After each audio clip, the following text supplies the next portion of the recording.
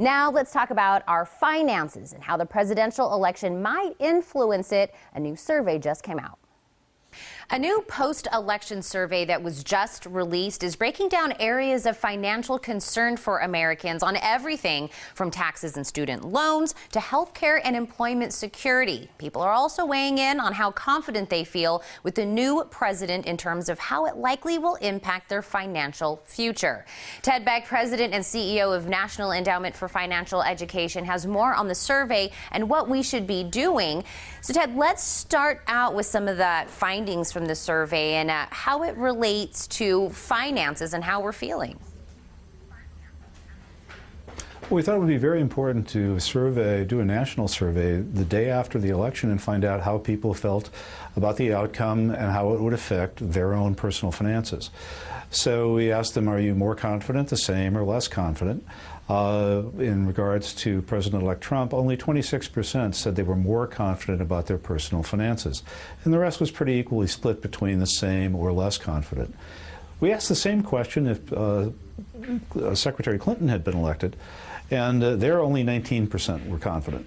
So clearly a wait-and-see attitude. People are saying, how is the election going to affect me? And there's some things they really would like to see resolved before they really feel that they should be highly confident going forward. Did we find out also maybe what was the biggest concern that families are facing when it comes to finances? Yeah, there were some pretty clear answers there. The biggest single one was health care. The whole idea of what's going to happen with the Affordable Care Act, will they have access? So that was far and away the #1 concern people had. But other areas they were very concerned about were retirement security, taxes, and also the cost of living. Inflation and interest rates have been very low, and people are wondering if they might increase over the next couple of years. Well, now that we know kind of where our concerns are leaning and, how people are feeling, do you have some tips on what we should be doing kind of moving forward financially?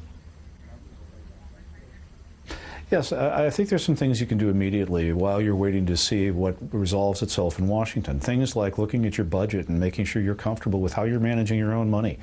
Also, are you setting some money aside in an emergency fund? So if you have an income disruption or if a car breaks down, you can deal with it without having to scramble. So just having that couple of $100s set aside really is a big stress reducer. And then also trying to figure out, do an inventory of your own financial products that you're using now. Are they adequately priced? Are they working for you? Shop around and make sure you got the best deal. So those are things you can do near term while these other bigger issues like taxes, health care, and retirement discussions are happening in Washington. And then pay attention to those, do your homework, and there's a good reason to be optimistic. Well, it'll be interesting to see if any of these numbers fluctuate after January. Ted, thank you so much for giving us some of this information. But if we want to see the survey or get some more tips, where can I do that?